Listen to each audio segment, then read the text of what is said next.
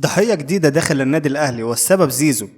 بات النجم الفريق الأول لكرة القدم بالنادي الأهلي قريبا من الرحيل عن الفريق الأحمر، وأن اللاعب أبدى قلقه الشديد بسبب استبعاده خلال الفترة الماضية وفشله في إثبات نفسه داخل الفريق الأحمر.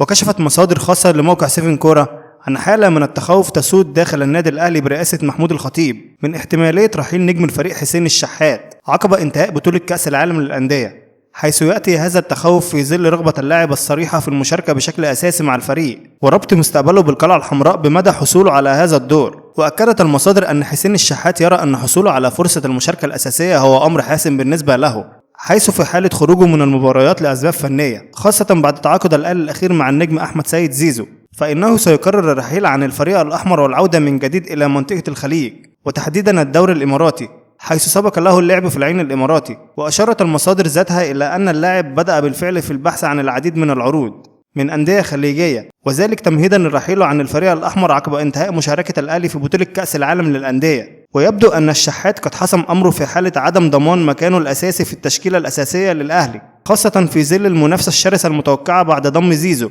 والذي يشغل نفس مركز اللاعب. تضع هذا التطورات إدارة النادي الأهلي في موقف دقيق، حيث تسعى للحفاظ على قوام الفريق الأساسي بينما يلوح الشحات بورقة الرحيل في حالة تهميش دوره. ويعتبر حسين الشحات من الركائز الأساسية في تشكيلة الأهلي خلال السنوات الماضية، وقدم مستويات مميزة ساهمت في تتويج الفريق بالعديد من الألقاب. تترقب الجماهير الأهلاوية ما ستسفر عنه الأيام القادمة، وهل ستتمكن إدارة الأهلي من احتواء رغبة الشحات في المشاركة الأساسية وضمان بقائه، أم إننا سنشهد رحيله عن القلعة الحمراء بعد مونديال الأندية في خطوة قد تؤثر على قوة الفريق في الموسم المقبل؟ في النهاية لو عجبك الفيديو ما تنساش تعمل لايك وكومنت وتشترك في القناة حتى يصلك كل ما هو جديد وحصري، وشكرا.